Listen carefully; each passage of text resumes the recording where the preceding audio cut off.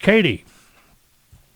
We've answered this 1,000,001 times, but it never hurts to answer a question like this just one more time. I've been thinking about starting a freight brokerage. The only thing that is stopping me at the moment is the ability to pay carriers. And you're thinking, that's good. She goes on to say, I've been told that a factoring company is the way to go. Penny for your thoughts. Thanks. Well, Katie, here's my penny's worth. First of all, you're doing the right thing. You're thinking about paying the trucks. Now, keep in mind that as a rule, you've got to pay a truck within 30 days. You've got to build that credit rating up. In your first year of operation as a freight brokerage, a lot of trucking companies are going to be leery. You're new. You haven't been in business long enough. See what I mean? Because trucking companies, they want to make sure they're going to get paid. And it takes time to build up that credit rating. Usually it takes about a year. If you've been in business for a year, they feel pretty safe. All right? Or they feel safer, put it that way. Now, the ability to pay carriers. If you do not have the financial capital, money already in the bank, and I'm talking about, $10,000, $20,000, $25,000 to be there for a safety cushion. Now, I know a lot of people, that's not enough money. You've got to understand, when you're first starting out, unless you've got 10 clients, you're going to be moving 10 loads a day, blah, blah, blah. You know this. You may need a lot more money. But usually starting out, you're going to be going through that startup period where you're building the customer base. It's a slow go. Okay, you get a customer. You finally move a load. Then it's one load, then two loads. It's just not going to happen all at once. It's going to build. So usually, $10,000, $20,000, $25,000 if you watch your P's and Q's on the lower end, or all of it actually. What's going to happen, your cash flow is going to catch up to itself. Okay, so you're going to be replenishing that money and adding to it. But anyway, that's neither here nor there. Factoring company. If you've watched, well, obviously you haven't, but and you can go back and watch tons of our videos. We got factoring company videos. We got podcasts talking about factoring companies.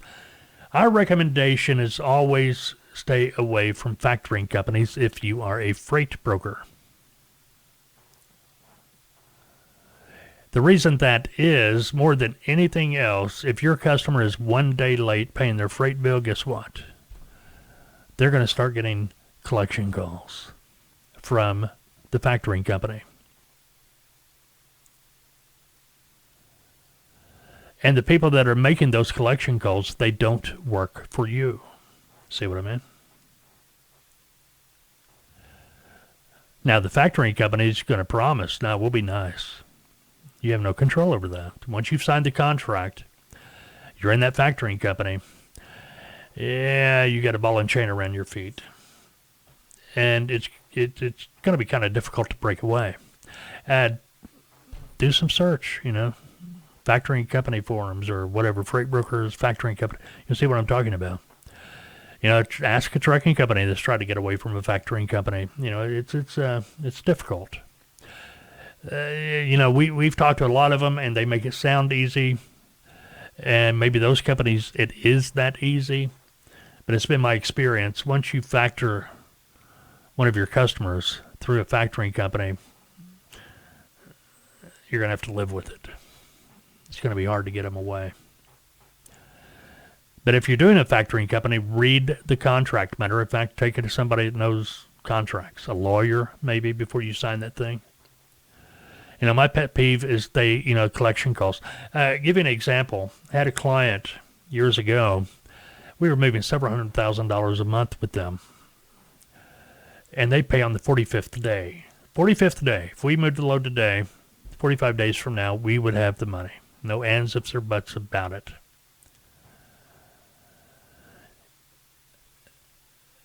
It was my decision to make. Okay, we let them ride, knowing every 45 days we're going to get paid, not 30 like we'd like. But since we were doing such a big volume with that customer, why not? give them a couple more weeks. We could handle it. You see what I mean? If you're dealing with a factoring company and you have a customer like that, how long are they going to put up with those collection calls? You know what I mean? I don't care who you are. Those collection calls get old. Now, let's talk about your ability to pay carriers. Your better alternatives is to go to your bank. All right? Get a line of credit. That way, what you're going to be able to do is pay carriers quickly, because you're going to be able to transfer that money. Now, when your customer pays you, you pay the bank back. A lot of times, if you do it within that 30-day period, there's not even going to be any interest. But you keep control of your customer. You keep control. That's what you got to do.